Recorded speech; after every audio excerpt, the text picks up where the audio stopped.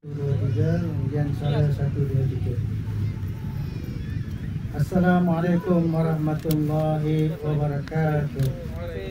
Alhamdulillah wassalatu wassalamu ala rasulillah wa ala alihi wa ashabihi wa man tabi'ahum bi ihsanin ila yaumiddin, amma ba'd. Alhamdulillah, syukur kita kepada Allah SWT kerana dengan limpah kurnia dan izinnya pada malam ini sekali lagi dapat tim Jom Cinta Quran bertemu dengan antum semua warga nilai yang kini berada di dataran nilai, yang datang sini untuk santai bersama dengan ahli keluarga, dan ada juga yang menjamu selera, ada yang sedang mungkin melayan kita kata perasaan, ada yang berhibur, ada yang bawa anak-anak berjalan, yang bermain-main dengan macam-macam mainan yang ada di sini. Muslimin muslimat yang dikasihi sekalian, sebelum saya teruskan ingin saya perkenalkan diri saya.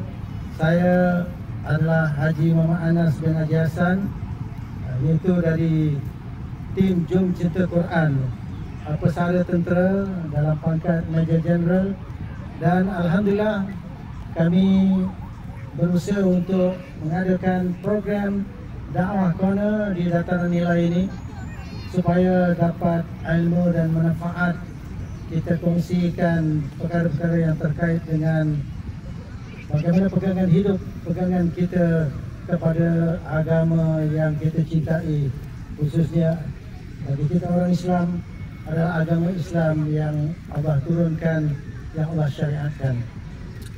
Bagi kita memulakan majlis dengan kita memohon barakah daripada Allah Ta'ala, marilah kita sama-sama membaca umul kitab dahulu. Al-Fatihah. A'udzubillahi minasyaitonirrajim. Bismillahirrahmanirrahim. Alhamdulillahi rabbil alamin. Ar-Rahmanirrahim. Maliki yaumiddin. Iyyaka na'budu wa iyyaka nasta'in. Ihdinas siratal mustaqim. Siratal ladzina an'amta 'alaihim ghairil maghdubi 'alaihim waladdallin. Amin. Muslimin muslimat dan juga semua yang hadir di sini, izinkan saya untuk berkongsi sedikit ilmu dan juga pemahaman apa yang dapat saya baca daripada Al-Quran dan Al-Sunnah dalam perkara-perkara yang untuk kebaikan kita bersama.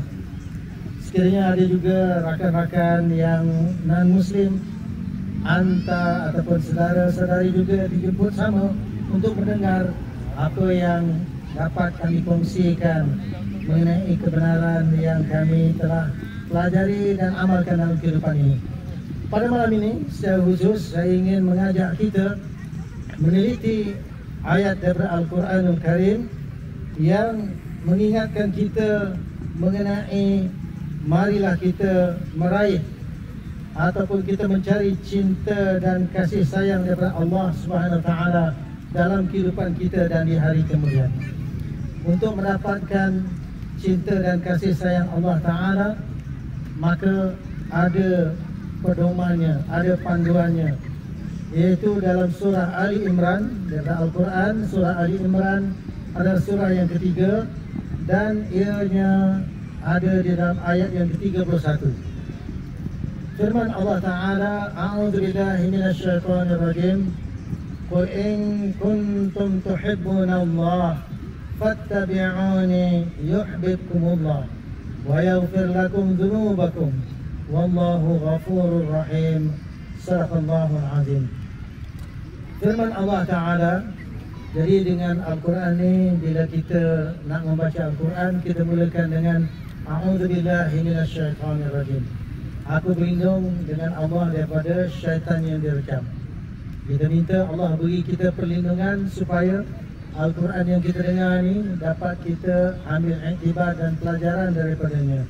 Dan semoga syaitan tidak mengganggu kita, mengganggu daripada kita nak berpegang dan beramal dengan Al-Quran yang kita dengar, yang kita pelajari dari masa ke semasa.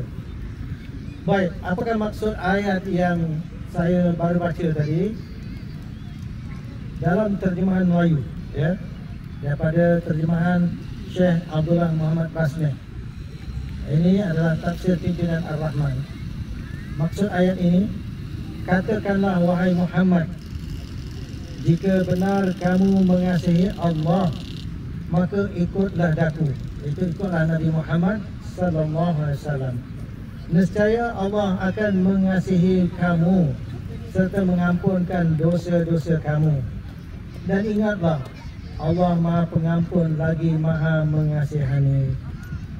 Sidang pendengar yang dikasihi sekalian, dalam kehidupan kita, kita pastilah mau kasih sayang Allah Ta'ala itu kita perolehi. Kita mau kita disukai dan dicintai oleh Allah.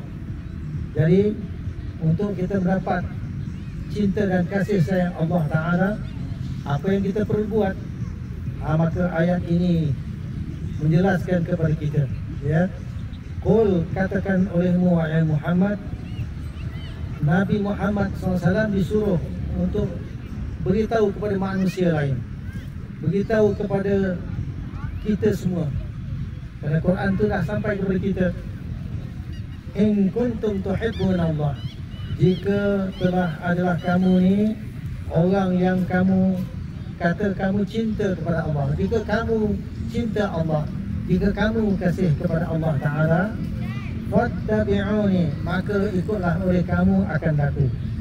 Maknanya kalau orang yang kata dia kasih cinta kepada Allah, maka hendaklah dia ikut Nabi Muhammad sallallahu alaihi wasallam. Yuhibbukumullah. Apabila dia buat begitu, Allah Ta'ala akan kasih cinta dan sayang kepada orang itu. Bukan setakat itu, wa yaghfir lakum dzunubakum, maka Allah Ta'ala akan ampunkan bagi kamu dosa-dosa kamu. Kita sebagai manusia tidak lari daripada melakukan salah silap dalam kehidupan. Sudah pastilah kita mahu dosa kita diampunkan. Maka bila kita nak supaya dosa kita diampunkan, maka kita kena ikut sunnah Nabi. Kita ikut apa yang Nabi ajar, apa yang Nabi buat contoh, apa yang Nabi ya, telah ajar kepada kita bagaimana untuk berpegang dengan agama Islam ini sebagai agama yang menjadi pegangan dalam kehidupan kita.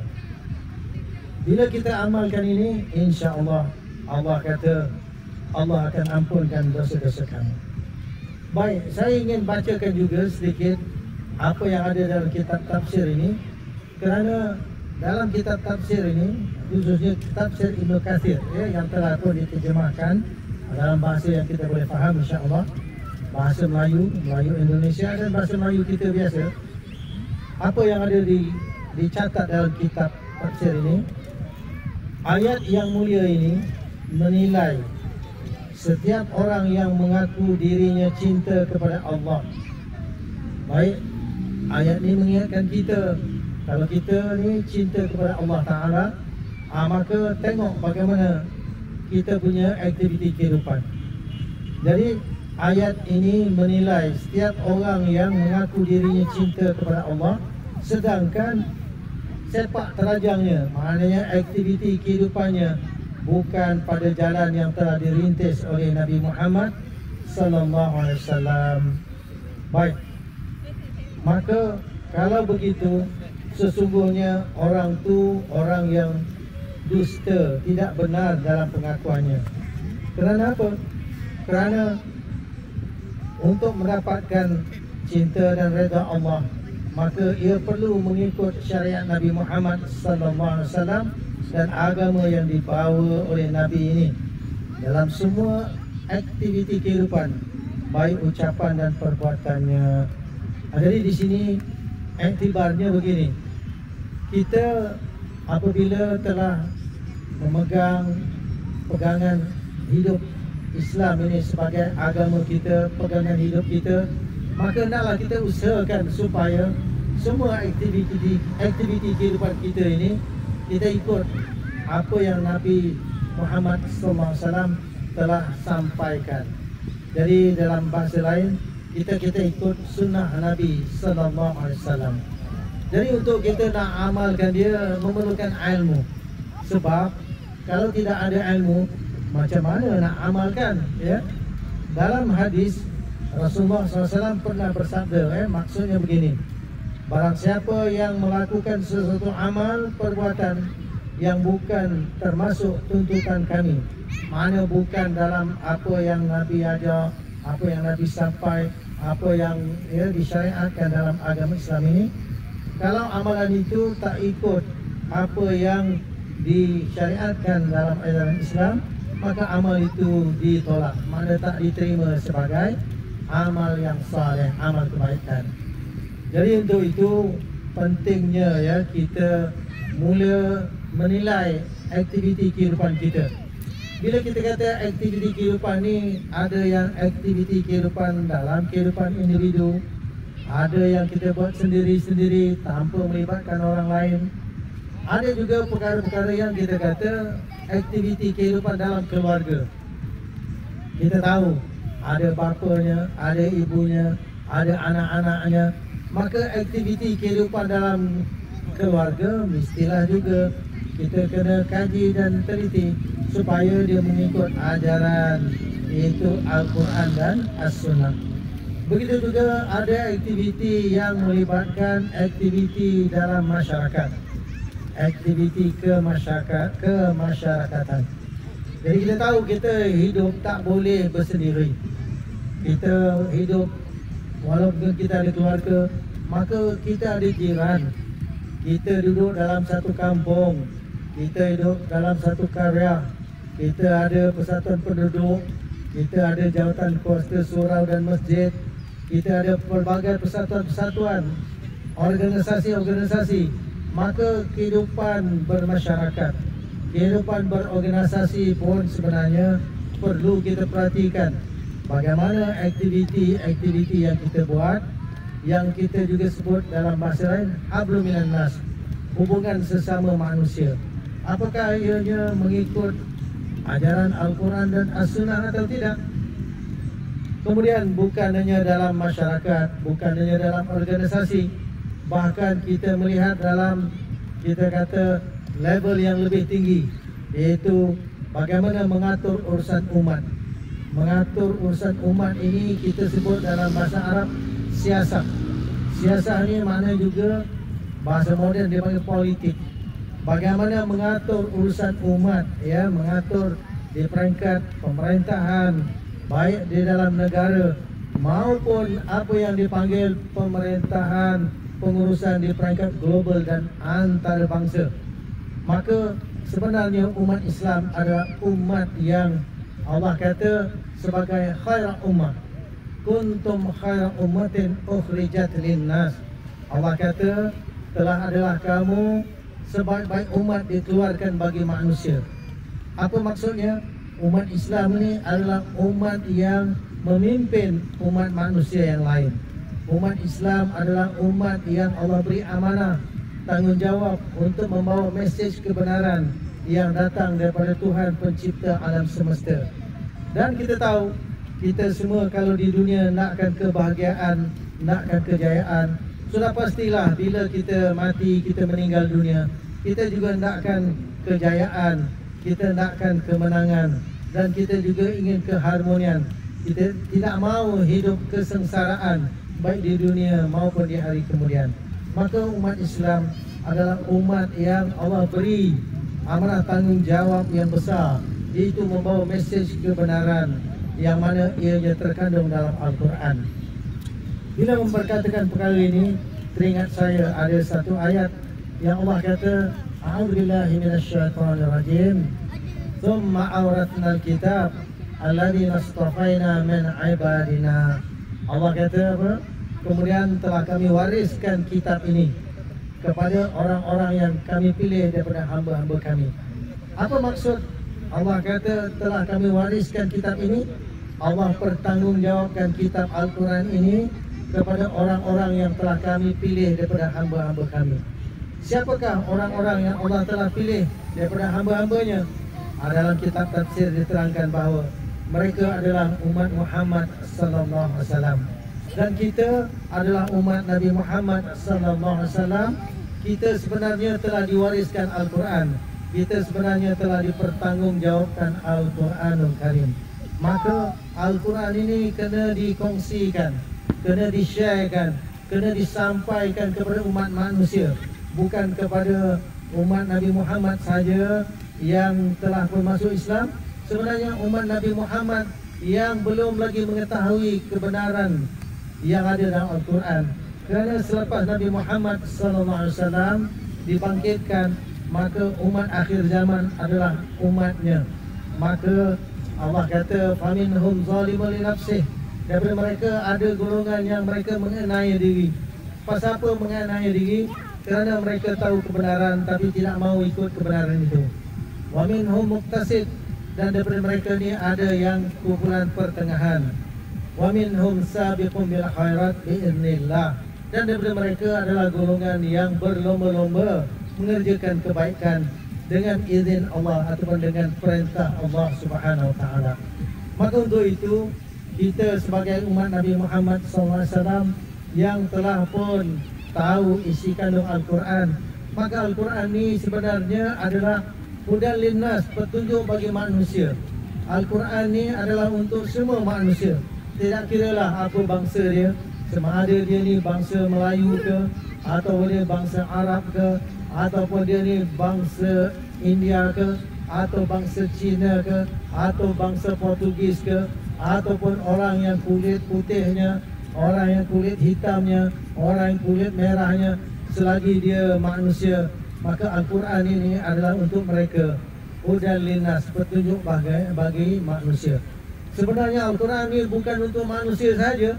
Al-Quran juga adalah untuk bangsa jin. Maka kalau adalah jin-jin yang ada berkeliaran di sini, ingat, dengar bahawa Al-Quran ini untuk bangsa jin juga. Yang mana Al-Quran ini sebenarnya apabila didengari oleh jin-jin, apabila mereka mendengar Al-Quran, maka dalam Al-Quran Allah beritahu, jin berkata apa? Inna sami'na Qur'anan ajaba yahdi ila rusdi fa'amanna bihi. Jin kata, sesungguhnya kami telah mendengar Al-Quran yang penuh menakjubkan, Al-Quran yang sangat hebat. Inna sami'na Qur'anan ajaba, sesungguhnya kami telah mendengar Quran yang sangat ajaib.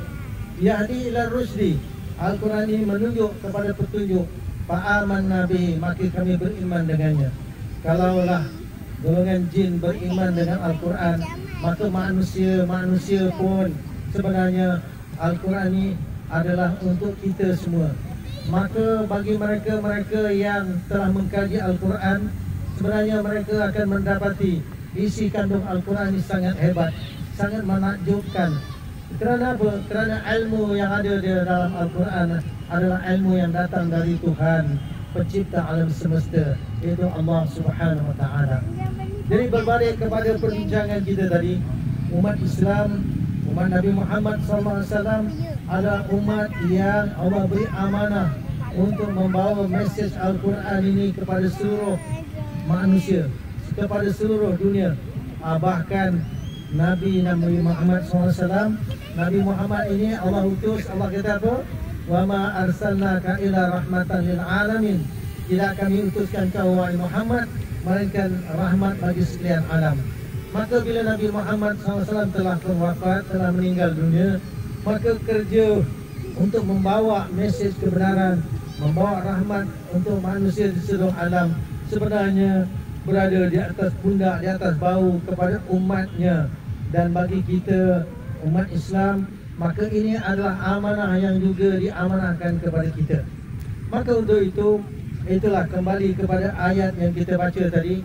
Allah beritahu, qul in kuntum tuhibbunallaha fattabi'uni. Jika kamu benar-benar kata kamu suka dan kasih cinta kepada Allah, maka hendaklah ikut aku ni, ikut Nabi Muhammad sallallahu alaihi wasallam. Yuhibbukumullah, Allah Ta'ala pasti akan kasih kepada kamu. Jadi dalam kitab tafsir ni ada diterangkan, sebenarnya kita ni sangat-sangat mengharapkan kasih sayang dan rahmat Allah Ta'ala itu dapat melimpah kepada kita. Kita memerlukan kasih sayang dan rahmat Allah Ta'ala di dunia dan di akhirat. Maka untuk itu kita hendaklah berusaha bersungguh-sungguh untuk mengikut apa yang Nabi telah ajar, apa yang Nabi telah sampaikan kepada kita daripada agama Allah ini. Jadi dalam Al-Quran sebenarnya ada banyak ayat-ayat yang menyuruh kita supaya hidupkan agama ini sebagaimana yang Allah sebut dalam satu ayat. Allah kata, aqimuddin wala tatafarraqu fi. Dirikanlah oleh kamu akan agama ini, itu agama Islam ini, wala tatafarraqu fi. Jangan kamu bercerai-berai padanya. Begitu juga ada ayat yang Allah beritahu, ya ayyuhalladzina amanu udkhulu fis silmi kafah. Wahai orang beriman, masuklah kamu dalam Islam itu secara keseluruhan. Maka untuk itu kita kena ada ilmu. Bagaimanakah yang dikatakan agama Islam yang sebagai cara hidup, ataupun bahasa lain kita kata way of life. Kalau di dalam bahasa Al-Quran disebut ad-din, maka ad-dinul Islam adalah din, iaitu sistem cara hidup yang mengatur seluruh kehidupan manusia. Jadi kehidupan individunya, kehidupan berkeluarganya, kehidupan bermasyarakatnya, dan kehidupan di peringkat kenegaraan, bahkan di peringkat global, ya, dan antarabangsa. Jadi kalau kita meneliti Al-Quran, Al-Quran sebenarnya menceritakan bagaimana aktiviti-aktiviti yang kita kata hablum minallah wa hablum minan nas. Bagaimana yang dikatakan kita mesti menjaga hubungan kita dengan Allah. Bila kita memperkatakan hubungan kita dengan Allah, pertama sekali kepercayaan, keimanan, keyakinan kita dengan Allah kena kita bina dan kita jaga dan kita pelihara. Jadi seseorang yang kata dia percaya kepada Allah, maka dia kena ada ilmu. Kena ada ilmu bagaimana yang dikatakan nak mengenal Tuhan pencipta alam semesta. Bagaimana juga kita mesti ada ilmu untuk meyakinkan diri kita dan orang lain bukti adanya Tuhan, bukti adanya Tuhan pencipta alam semesta. Kemudian selepas kita mengetahui benar-benar adanya pencipta, adanya Tuhan yang mencipta alam semesta, siapa dia? Kita kata dia adalah Allah. Bagaimana kita tahu? Sebenarnya kita tahu kerana Allah beritahu dalam Al-Quran bahawa dialah Rabbil Alamin. Bila kita baca suratul Fatihah, kita selalu baca Alhamdulillah ya Rabbil Alamin. Segala puji-pujian bagi Allah, Tuhan sekalian alam. Di situ mengajar kita Tuhan yang menciptakan alam semesta ini, Rabbil Alamin, adalah Allah Subhanahu Wa Taala. Maka Allah lah yang selayaknya kita puji dan sanjung dalam kehidupan ini. Jadi dengan ringkasnya, kita sebagai orang Islam, kita ada ilmu, dia panggil rukun iman, yang 6 perkara itu. Kemudian kita bukan hanya keimanan dan kepercayaan, kita punya hubungan dengan Allah Ta'ala juga termasuk bagaimana kita mengabdikan diri kepada Allah, itu dalam ibadah-ibadah khusus. Apa yang dikatakan ibadah khusus? Ia adalah perkara-perkara yang terangkum di dalam rukun Islam 5 perkara. Jadi bila kita belajar, kita tahu rukun Islam 5 perkara ini, daripada mengucap 2 kalimah syahadah, kemudian termasuklah solat, termasuklah ya puasa, zakat dan haji. Maka kita tahu itu ibadah-ibadah yang perlu dilaksanakan mengikut caranya, ada tempatnya, ada masanya. Ini yang dipanggil ibadah khusus. Contohnya ya, puasa wajib bukan sepanjang tahun, hanya dalam bulan Ramadan. InsyaAllah tak lama lagi ya kita akan menyambut bulan Ramadan. Begitu juga bila kita kata ibadah haji. Haji ini setahun sekali dalam seumur hidup ya. Wajib sekali dalam seumur hidup. Dan nak menunaikan haji hanya kita boleh laksanakan di mana? Di kota Mekah. Kerana di sanalah ada Kaabah dan di sana ada padang Arafah. Jadi ibadah haji ini khusus di tempatnya dan di bulan haji, tidak boleh buat dalam bulan-bulan lain. Maka ini contoh yang dikatakan ibadah khusus. Begitu juga bila kita kata nak menunaikan zakat, ada zakat fitrah, ada zakat harta ataupun zakat mal, yang mana kita tahu ianya bukan segala jenis harta, bukan segala jenis tanaman, bukan segala jenis binatang. Maka kita kena ada ilmu binatang macam mana, tanaman macam mana, ya, ternakan macam mana, harta yang macam mana. Maka ini dipanggil ibadah-ibadah khusus. Baik, itu hubungan khusus dengan Allah Ta'ala yang dipanggil ibadah khusus. Ada juga dia panggil ibadah umum. Apa yang dikatakan ibadah umum itu? Ibadah umum itu adalah ibadah yang terangkum dalam aktiviti kehidupan manusia. Tak kira di mana kita berada, bila waktunya. Apa contoh ibadah umum ini?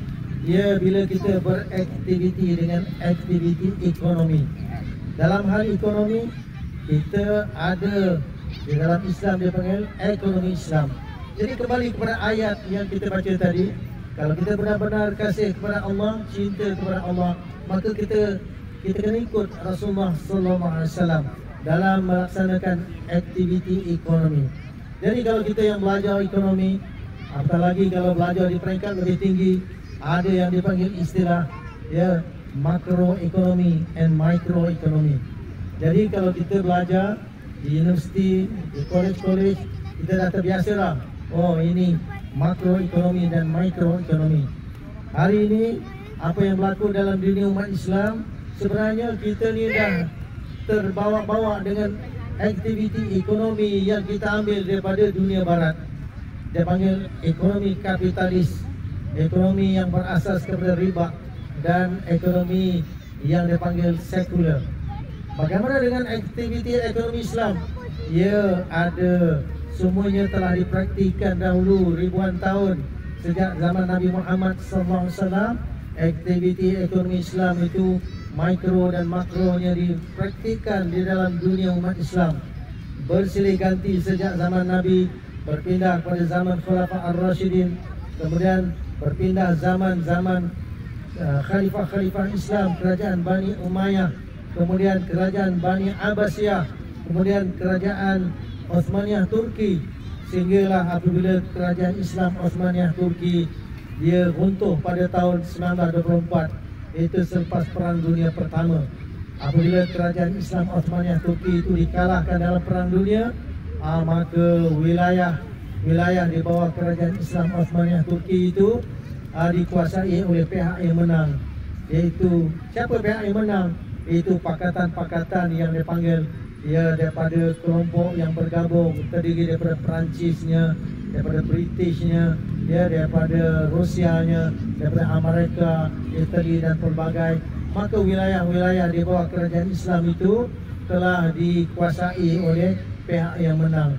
Lepas daripada itu, negeri-negeri umat Islam kita telah menjadi negeri-negeri yang lemah dan dikuasai oleh daripada pengaruh daripada barat.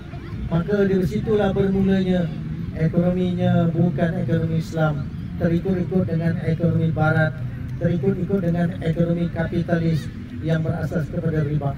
Jadi hablum minan nas nampaknya sudah tak ikut sebagaimana ekonomi Islam yang sepatutnya orang Islam kena ikut ekonomi Islam sebagaimana daripada zaman Rasulullah SAW dan juga zaman-zaman para khalifah-khalifah Islam yang ribuan tahun, ya. Kalau ikut catatan sejarah dalam sirah disebut bahawa kerajaan Islam, pemerintahan Islam, kekuasaan Islam, sistem ekonomi Islam, bukan ekonomi saja, sistem pemerintahan Islam dan juga pengaturan umat Islam itu berjalan selama lebih kurang 1342 tahun hijrah, ya. Jadi dalam hablum minan nas bukan bidang ekonomi saja, bidang pendidikan. Maka pendidikan pun mesti mengikut cara bagaimana yang kita kata cara Nabi dan para sahabat, dan juga bagaimana pemerintah kerajaan Islam telah melaksanakan sistem pendidikan Islam. Melalui sistem pendidikan Islam, maka umat Islam dia bukan hanya kenal agama Islam sebagai agama lengkap dan sempurna, tetapi umat Islam menjadi golongan yang menjadi apa? Pendahulu dalam bidang teknologi. Jadi kalau kita meneliti bagaimana dalam bidang sains dan bidang teknologi, sebenarnya umat Islam telah mendahului dunia barat dalam pelbagai sudut, ya. Maka kita tahulah nama-nama yang hebat. Contohnya Ibn Sina dalam bidang-bidang perubatan. Begitu juga kita ada orang yang hebat, ya, dalam bidang matematik. Contohnya Al-Jabar, ya. Itu dia mengajar algebra. Sebenarnya kalau nak dibincangkan dalam bidang ilmu ni, dalam bidang sains, dalam bidang fizik, dalam bidang kimia, ramai tokoh-tokoh Islam yang menjadi pendahulu, sehingga kita tahu pihak barat pun mereka datang ke wilayah-wilayah orang Islam untuk belajar bidang-bidang teknologi, bidang-bidang perubatan, bidang-bidang sains, bidang-bidang matematik. Jadi pendidikan Islam itu bukan hanya mengajar agama dari sudut kita kata akidah dan ibadah, tetapi termasuk juga bagaimana kemahiran dalam mengatur kehidupan di dunia ini. Jadi dalam Islam, sistem pendidikannya mesti juga mengikut bagaimana Nabi dan para sahabat telah melaksanakannya. Begitu juga dalam bidang-bidang lain, yaitu dalam bidang sosial pergaulan. Dalam Islam, pergaulan antara laki-laki dan perempuan ada batas sempadannya. Dia tidak ada pergaulan bebas sehingga menimbulkan macam-macam masalah sosial yang ada pada hari ini. Jadi kita kena tahu bagaimana pergaulan antara laki-laki dan perempuan dalam Islam. Kalau dalam keluarga ada peraturannya, kalau dalam masyarakat pun ada peraturannya. Bahkan di masjid, di surau tempat ibadah pun ada batas sempadan yang patut atau perlu dipatuhi. Kenapa? Islam itu menjaga kehormatan, kemuliaan semua pihak, baik laki-laki maupun perempuan. Bukan itu saja, dalam Islam juga mengatur bagaimana undang-undang peraturan, undang-undang yang mengatur kehidupan manusia. Ada undang-undang yang dikuatkuasakan dan pelanggaran-pelanggaran kepada undang-undang akan dibetulkan. Kenapa? Kerana orang yang langgar undang-undang, dia akan membawa masalah kepada dirinya dan kepada masyarakat. Maka dalam Islam, pelanggaran kepada undang-undang dan peraturan, apatah lagi undang-undang dan peraturan dari Tuhan pencipta alam semesta, itu undang-undang Allah. Maka kalau ada pelanggaran undang-undang akan dibetulkan, dan tindakan-tindakan akan diambil selepas ianya diadili di mahkamah, dan mahkamahnya adalah mahkamah Islam. Dan kita di akhir zaman hari ini, kita lihat dalam dunia umat Islam, kita menjadi satu tanda tanya yang besar pula. Bagaimana pula umat Islam tetapi dia tidak diadili dengan mahkamah Islam. Dia mengikutlah sistem mahkamah yang telah lama diwarisi daripada dunia barat. Jadi untuk itu, inilah kesedaran yang perlu ada dalam diri umat Islam, bahawa kita kena ikut ajaran Islam sepenuhnya, termasuklah dalam bidang peradilan, dalam bidang mahkamah. Dan apatah lagi, kita tahu bahawa kita inginkan keadilan bagi semua pihak. Tidak mahu kita dizalimi. Kalau ada pelanggaran terhadap peraturan-peraturan, maka ianya dibetulkan. Dan dalam Islam, secara asasnya, apabila diambil tindakan pembetulan adalah untuk menyelamatkan semua pihak. Kerana kesan daripada itu akan menjadi deterren kepada orang supaya jangan buat kesalahan. Dan bagi orang yang buat salah pula ada kebaikan. Kenapa? Kerana dia dapat bertaubat dan dia dapat dibersihkan daripada dosa dan kesalahan, supaya nanti kalau di dunia telah dijatuhkan hukuman, di hari kemudian besok semoga taubatnya diterima oleh Allah Ta'ala dan terlepas daripada azab yang di dalam neraka ataupun dalam seksa. Jadi ini yang kita kata dalam Islam ni, ianya sangat indah sebenarnya kalau diamalkan sebagai sistem hidup yang lengkap dan sempurna. Jadi itulah daripada ayat yang kita dengar tadi. Allah kata, kalau kamu benar-benar kasih dan cinta kepada Allah, kalau kamu hendakkan kasih sayang Allah SWT, maka hendaklah kamu ikut apa yang Nabi Muhammad SAW telah bawa dan sampaikan kepada kamu daripada agama Allah ini. Maka bila kita ikut apa yang Nabi telah ajar, apa yang Nabi telah didik, apa yang Nabi telah terangkan, maka itulah yang akan mengundang kasih sayang Allah SWT kepada kita semua, baik kepada individunya, baik kepada keluarganya, baik pada masyarakatnya, apatah lagi di dalam organisasi dan juga di peringkat negara dan di peringkat global. Kita nak meraih, nakkan supaya rahmat Allah, kasih sayang Allah Ta'ala itu dapat kita perolehi, bukan kita ni dijauhi ataupun mendapat murka dan kebencian Allah Subhanahu Wa Ta'ala. Muslimin muslimat yang dikasihi sekalian, jadi bila kita dengar apa yang Allah beritahu dalam Al-Quran, sebenarnya apa yang Allah sampaikan ini adalah kebaikan untuk kita semua, ya. Bahkan ada ayat Allah beritahu, ya, wa idza quri'al Qur'an fastami'u lahu wa ansitu la'allakum turhamun. Itu apabila dibacakan, diperdengarkan Al-Quran itu, fastami'u lahu, maka sungguh-sungguh dengarlah oleh kamunya, wa ansitu, diamlah kamu, la'allakum turhamun, supaya kamu dirahmati. Maknanya apa? Dengan kita mendengar Al-Quran, dengan kita mengamati apa yang ada di dalam ayat-ayat yang kita baca atau yang kita dengar, maka itu mengundang rahmat Allah Subhanahu Wa Ta'ala. Jadi dalam kesempatan kita pada malam ini, sambil kita duduk santai, sambil kita bawa ahli keluarga, sambil itu juga kita dengar peringatan-peringatan Allah.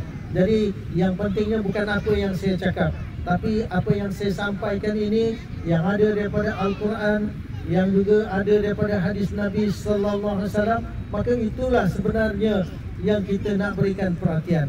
Kadang-kadang sebagai individu ada juga kadang-kadang saya tersalah cakap, tetapi apabila kita merujuk kepada apa yang Allah beritahu dalam Al-Quran, apa yang Nabi bagi tahu, maka itulah sebenarnya yang menjadi pusat tumpuan kita. Kerana disitulah kebenaran yang kita perlu kongsikan untuk diri kita dan dengan semua.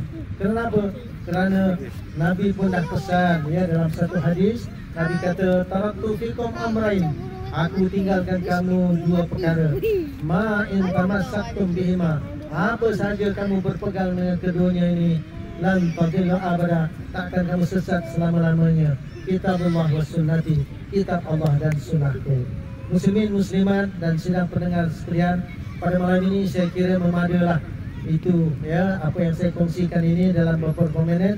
Moga-moga ada kebaikannya, ada manfaatnya, ada sesuatu yang dapat dibawa balik, dapat kita fikirkan bersama.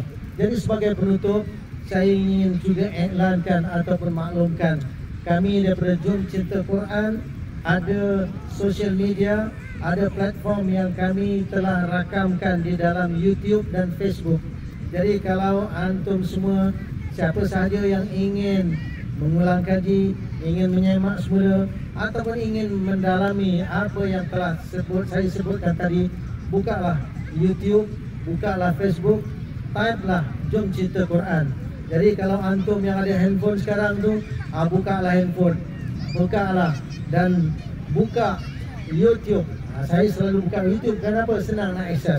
Buka YouTube, lepas tu type saja Jom Cinta Quran, J-O-M, Jom Cinta, C-I-N-T-A, Cinta Quran, Q-U-R-A-N. Jadi kalau dah buka situ akan nampak logo Rehal tu, tekan di situ dan subscribe lah, ya. Dan insya-Allah dapat kita bertemu lagi di dalam program-program yang kami buat secara live streaming. Untuk maklumat antum semua, pada setiap hari Isnin malam Selasa kita ada program perkongsian asas bahasa Al-Quran dan tadabbur Al-Quran. Dan pada hari Selasa malam Rabu kita ada slot studi pemikiran Islam. Dan buat masa ini kita membincangkan macam mana nak kenali Islam sebagai din, agama yang lengkap sempurna as a way of life. Dan pada setiap hari Rabu malam Khamis ada program dia panggil Let's Talk About Islam, iaitu berbincang-bincang dalam Islam ni mengenai pelbagai tajuk dan topik. Maka tuan-tuan, puan-puan semua boleh saja, ya, tengok kepada rakaman-rakaman kami. Moga-moga apa yang telah kami kongsikan itu ada manfaat kebaikan. Dan sekiranya kalau ingin bertanya soalan ataupun ingin kita kata mendapat penjelasan lanjut mengenai apa yang telah kami kongsikan di dalam tiap-tiap slot itu, biasanya ada saja kami kongsikan nombor telefon begitu juga dengan email atau Gmail yang telah ada dalam paparan-paparan di dalam slide yang kami gunakan. Akhir sekali, saya ucapkan jazakumullah khairan kepada semua sekali yang sudi mendengar apa yang saya kongsikan pada malam ini. InsyaAllah dalam kesempatan lain pada hari dan waktu yang sama di tempat yang sama ini kita berjumpa lagi dalam program Dakwah Corner. Sekali lagi sekian, wabillahi taufiq wal hidayah. Wassalamualaikum warahmatullahi wabarakatuh.